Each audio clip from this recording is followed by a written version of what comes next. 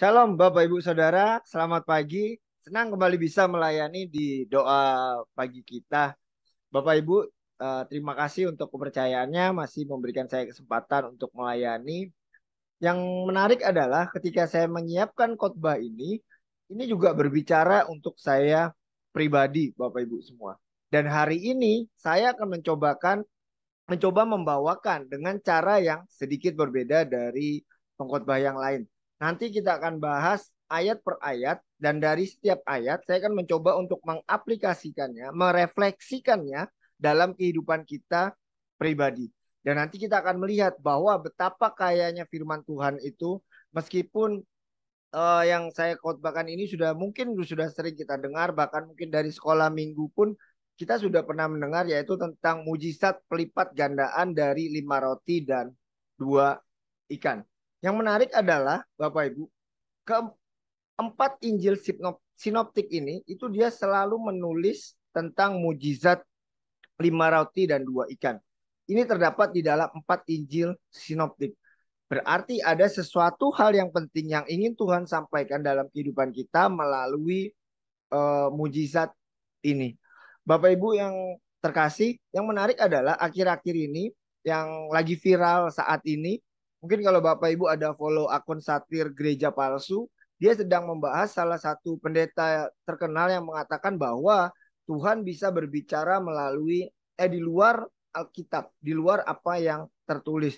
Saya tidak dalam konteks sedang menghakimi pendeta tersebut, tetapi marilah kita sebagai orang Kristen, sebagai orang percaya, kita percaya bahwa firman yang tertulis itu adalah firman yang sebenarnya.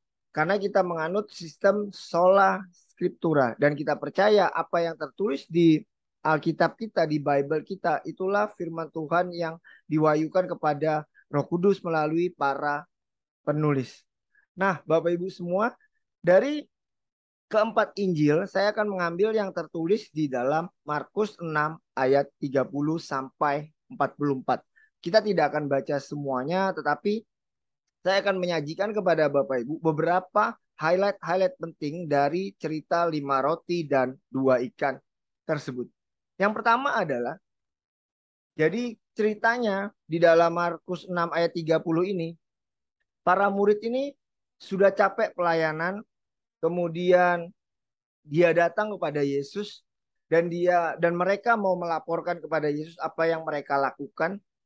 Dan setelah itu Yesus berkata kepada mereka, mari kita pergi ke tempat yang sepi dan yang terpisah untuk beristirahat sebentar.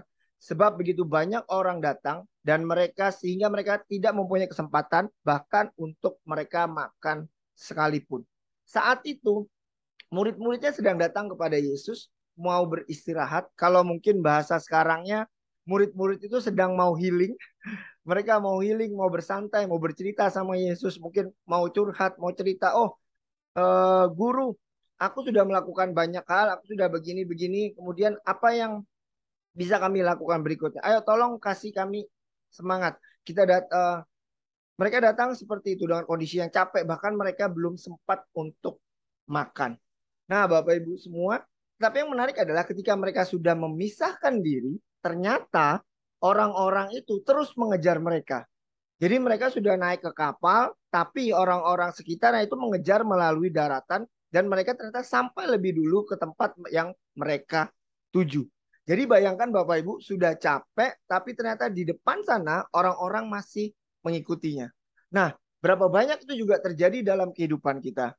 Ketika kita sudah merasa capek, kita merasa tidak mampu, kita datang sama Tuhan, tapi yang ada malah masalah itu tidak kunjung selesai. Baru kita ngomong sama Tuhan, Tuhan, keluargaku lo seperti ini. Tuhan, kondisi keuanganku seperti ini. Tuhan, kondisi penyakitku seperti ini. Baru kita datang sama Tuhan, Tuhan mau memberikan kita istirahat, Tuhan mau memberikan kita healing, tapi ternyata masalah itu datang lagi. Dan gak cukup sampai di situ Bapak Ibu. Di ayat 34, Yesus berkata ketika mereka melihat orang banyak itu, setelah sampai di sana dan melihat orang banyak itu, Yesus berbelas kasihan kepada mereka karena mereka seperti domba yang tidak bergembala. Lalu dia mulai mengajar mereka tentang banyak hal. Murid-murid yang sudah capek, yang sudah mau beristirahat, bahkan tidak sempat makan. Ketika Yesus melihat orang-orang banyak itu, Yesus tergerak untuk belas kasihan. Apa yang ada dalam pikiran murid-murid? Saya yakin dan percaya kalau kita mencoba untuk membayangkannya, mereka akan berpikiran seperti ini. Aduh, baru mau istirahat, baru mau makan. Orang datang lagi. Nah, berapa banyak di antara kita juga seperti itu. Ketika kita datang sama Tuhan, belum selesai masalah yang satu, ada lagi masalah yang datang berikutnya. Baru kita belum menyelesaikan masalah kita, ada masalah baru datang. Entah masalah pekerjaan, orang tua sakit misalnya, atau saudara sakit, atau rekan kerja kita mungkin eh, mengambil pekerjaan kita, menyalahkan kita, atau mungkin rekan sepelayanan kita yang kerjanya nggak beres. Belum selesai masalah kita sendiri, datang lagi masalah yang ada di luar. Bahkan nggak cukup sampai di situ, Yesus mengajar mereka. Otomatis Bapak Ibu, kalau Yesus mengajar, nggak mungkin dong murid-muridnya diam aja. Pasti mereka juga akan ikut mungkin ikut merapikan barisan atau meratakan duduknya atau seperti apa. Nah sama seperti itu. Ketika kita sudah ada masalah datang, kita nggak mungkin dong tinggal diam. Masa sih kita tega melihat misalnya ada orang tua kita lagi bersusahan atau saudara kita lagi sakit, pasti kita juga akan ikut membantu mereka. Kadang mungkin kita berkata sama Tuhan, oh Tuhan, masalahku ini loh belum selesai. Masa sih aku harus mikirin masalah orang lain lagi? Kadang kita merasa capek seperti itu, Bapak Ibu. Nah, ketika kita sudah merasa capek, kita tidak mampu, apa yang akan kita lakukan berikutnya? Ini yang dilakukan oleh murid-muridnya. Murid-muridnya datang kepada Yesus dan berkata, menjelang malam, murid-muridnya mendekat kepadanya dan berkata, tempat ini sepi dan hari sudah malam. Suruhlah mereka pergi ke sekeliling kampung dan desa untuk membeli roti bagi mereka karena mereka tidak mempunyai makanan. Murid-muridnya yang sudah dalam kondisi capek, nggak tahu harus berbuat apa, dia datang sama Yesus. Kemudian dia berkata, Sus, suruhlah mereka untuk pergi supaya mereka bisa membeli roti dan mereka bisa uh, makan. Kelihatannya baik, Bapak Ibu. Kelihatannya sangat rohani sekali. Memikirkan orang lain supaya orang lain itu makan.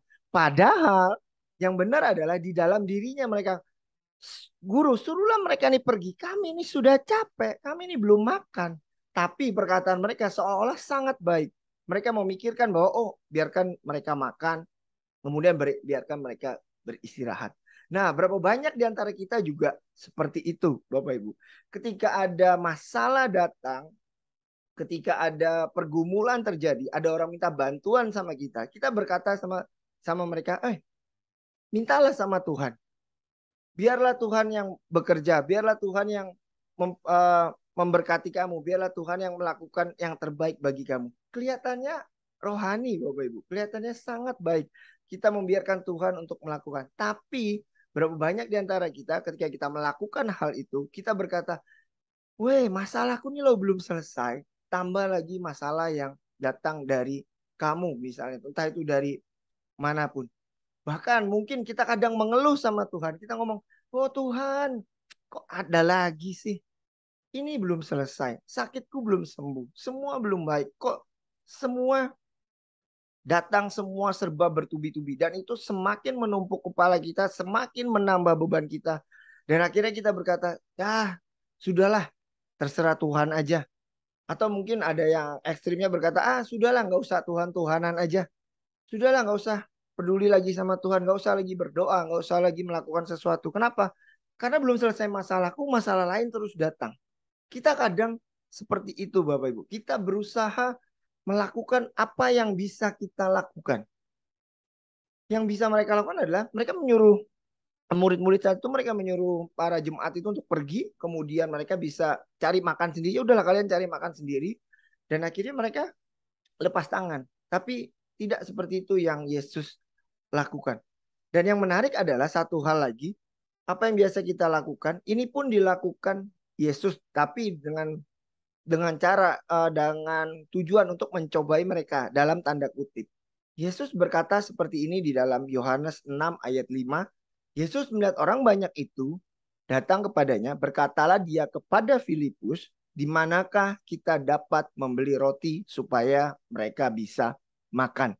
Nah, kenapa Yesus bertanya kepada Filipus? Karena Filipus orang asli daerah itu.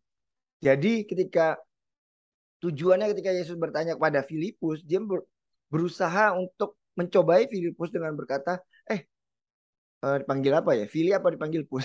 Ya, Fili dipanggil. Fili, eh, kita mau beli di mana nih roti untuk kasih mereka makan.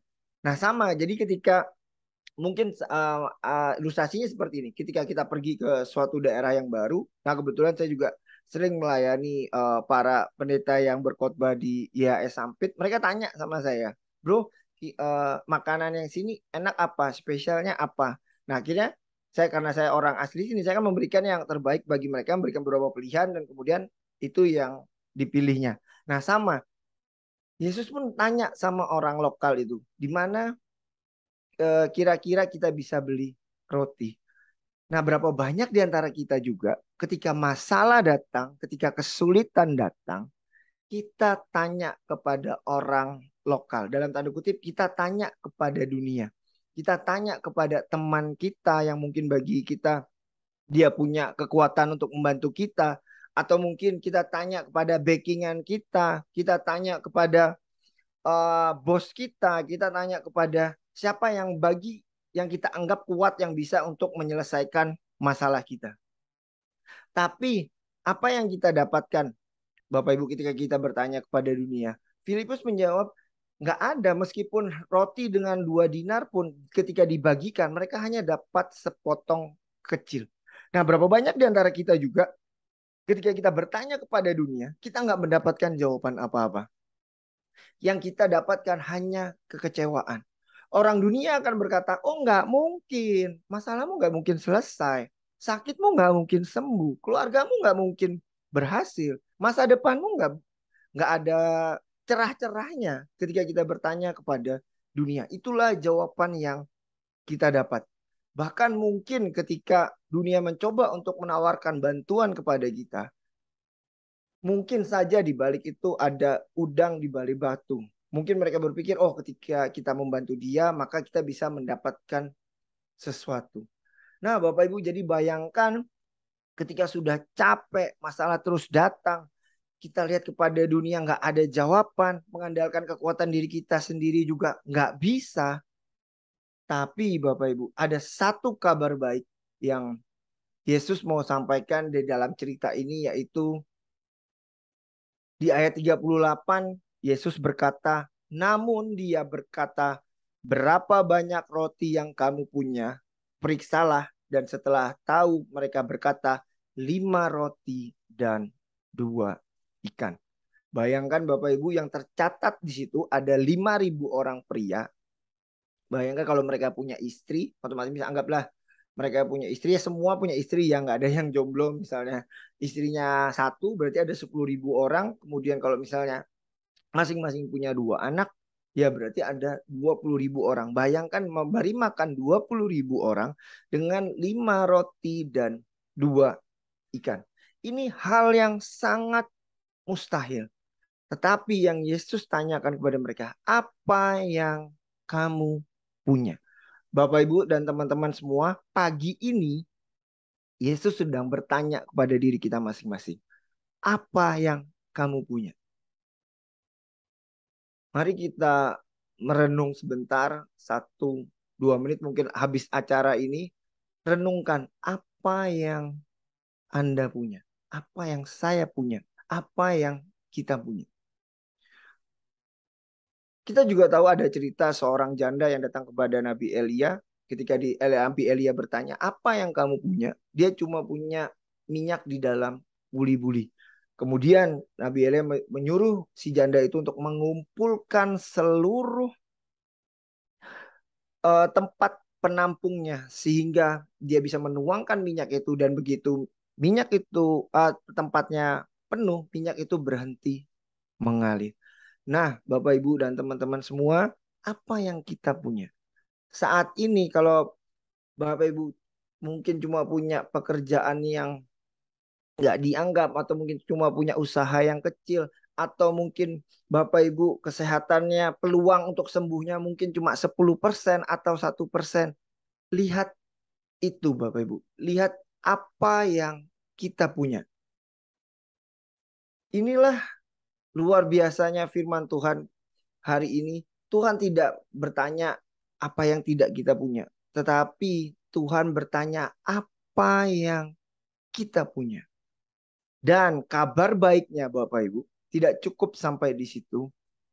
Kita punya Kristus di dalam kita. Amin. Kepada mereka Elohim ingin memberitahukan kekayaan dan kemuliaan rahasia itu di antara bangsa-bangsa bukan Yahudi, yaitu Kristus ada di dalam kamu yang adalah pengharapan akan kemuliaan. Apa yang Anda punya? Anda punya usaha kecil, tapi di dalam usaha kecil itu ada Kristus di dalamnya. Anda punya peluang sembuh yang hanya 10%, hanya 5%. Di dalam peluang sembuh yang kecil itu ada Kristus di dalamnya. Ini yang perlu kita renungkan. Anda mungkin berpikir, oh keluargaku nggak baik, suamiku pergi, istriku mengkhianatiku, anakku juga melakukan hal yang aneh-aneh. Percayalah Bapak Ibu, di dalam sedikit harapan, di dalam apa yang kita punya Kristus di dalamnya. Atau mungkin Anda berkata, oh aku nggak punya apa-apa. Kita masih punya doa. Kita masih punya lutut untuk berdoa. Dan di dalam lutut yang berdoa itu ada Kristus di dalamnya. Itulah pengharapan akan kemuliaan. Amin. Ini merupakan sukacita besar. Ini merupakan kabar baik bagi kita semua. Tuhan tidak mencari apa yang tidak kita punya. Tapi Tuhan sedang berkata, apa yang kamu punya. Ini yang berulang-ulang saya katakan, apa yang kamu punya. Dan hari ini Bapak Ibu, ketika saya melakukan rekam video ini, inilah yang saya bilang firman itu berbicara buat saya pribadi. Hari ini saya punya eh, handphone yang sekarang posisinya nggak bisa ngecas Bapak Ibu. Saya berkata sama Tuhan, wah Tuhan, apa lagi ini? Belum selesai ujian yang satu, handphonenya harus rusak. Saya harus berkata, wah Tuhan, ini lumayan loh kalau misalnya mau beli handphone. Saya bilang itu harus nabung lagi, harus kerja lebih keras lagi. Saya berkata begitu. Tapi ketika saya menyiapkan firman ini, Tuhan berkata, apa yang kamu punya? Oh ternyata saya masih punya tab. Saya punya tablet. Akhirnya nomor saya di handphone saya masukkan ke tablet. Dan akhirnya jadilah rekaman hari ini. Dan inilah saya berkata sama Tuhan, oh ternyata yang menarik adalah Bapak Ibu, saya baru bikin khotbah ini H-1. Saya juga nggak tahu kenapa, tapi ternyata mungkin inilah maksud Tuhan. Jadi kalau misalnya saya bikinnya jauh-jauh hari, maka saya akan bikin otomatis di dalam handphone yang lama dan itu sekarang nggak bisa dibuka. Dan ternyata Tuhan kasih, ya Tuhan mengizinkan handphonenya boleh rusak dan akhirnya saya bisa buat materi dan saya bisa melakukan rekaman ini. Sekali lagi yang ingin saya mau sampaikan adalah apa yang Anda punya. Dan nggak cukup sampai di situ ketika kita meyakini apa yang kita punya dan ada Kristus di dalam kita. Ada satu hal Bapak Ibu, ada dua hal yang dilakukan oleh Yesus. Dia menengadah ke langit dan memberkati. Dia mengucap syukur Bapak Ibu. Dia mengucap syukur atas apa yang sedikit itu. Dia mengucap syukur apa yang mustahil bagi dunia. Dia mengucap syukur pada apa yang dia punya. Hari ini ketika Anda menyadari apapun yang Anda punya, ucapkanlah syukur atas apa yang Anda punya. Jangan berpikiran apa yang tidak Anda punya. Kalau Anda terus-menerus berpikiran tentang sesuatu yang tidak Anda punya, maka otomatis hidupmu pasti akan jauh lebih menderita. Selepas acara ini, fokuslah pada apa yang kita punya dan mengucap syukurlah. Dan nggak cukup sampai di situ. Ketika kita mengucap syukur, Yesus memecah-mecahkan roti itu lalu memberikan kepada murid-muridnya supaya dibagikan kepada orang-orang itu dan dia juga membagikan kedua ikan itu kepada semua orang. Ketika Yesus mengucap syukur, kemudian membagikan kepada murid-muridnya pun membagikan apa yang sudah dia terima dari Yesus. Bapak Ibu bayangkan seperti yang cerita di awal, ini kondisi sudah capek, kemudian masih disuruh untuk bagi-bagikan kepada teman-teman yang lain, kepada masyarakat yang datang mengikuti dia. Bayangkan Bapak Ibu belum makan, capek masih harus bagi-bagi lagi. Nah, berapa banyak mungkin di antara kita juga seperti itu. Ketika kita dalam masalah, kita belum punya apa-apa, kita harus berbagi. Mungkin saya pribadi mengalami Bapak Ibu ketika menghadapi masalah, justru banyak orang datang kepada saya untuk bercerita, untuk curhat, untuk konseling yang mengatakan, oh kenapa ya hidupku seperti ini, kenapa ya pekerjaanku seperti ini, kenapa ya semua seperti ini. Dalam hati saya ngomong, loh aku ini loh masalahnya belum selesai, masa aku masih harus mendengarkan masalahmu, memberikan solusi untuk kamu. Tetapi ternyata itulah yang firman Tuhan sampaikan kepada kita hari ini. Kalau ada teman, ada saudara, ada yang datang kepada kita, jangan lupa untuk berbagi kepada mereka. Kalau Anda nggak bisa bantu apa-apa, Anda juga dalam kondisi kesulitan, sampaikanlah kabar baik. Ceritakan kepada mereka bahwa, bro, sis, aku ini loh juga dalam kondisi kesulitan. Aku ini juga keadaannya tidak lebih baik dari kamu. Tetapi aku punya Tuhan yang hidup. Aku punya Kristus ada di dalamku. Itulah yang memberikan pengharapan. Itulah yang memberikan sukacita di dalamku. Tapi jangan jadikan ini alasan untuk tidak bantu mereka ya. Kalau memang Bapak Ibu bisa membantu mereka, ya kita harus membantu mereka. Dan ketika kita mulai menyadari, kita mulai membagikan kepada mereka, maka mujizat terjadi. Wow, saya ketika merekam ini pun saya merasakan, wah ini kabar baik, ini sukacita, inilah Injil, inilah kabar sukacita bagi segala bangsa. Yesus ada di dalam kita, itulah yang kita punya. Dan ketika kita mulai membagikan kepada sesama, mujizat terjadi. Mujizat terjadi nggak cuma untuk diri kita, tetapi juga bagi orang lain. Bapak, Ibu, dan teman-teman semua, terakhir dari saya akan memberikan satu penutup dengan satu pertanyaan. Apa yang Anda punya? Renungkan hal itu dan mengucap syukurlah dan mulailah berbagi. Tuhan Yesus memberkati.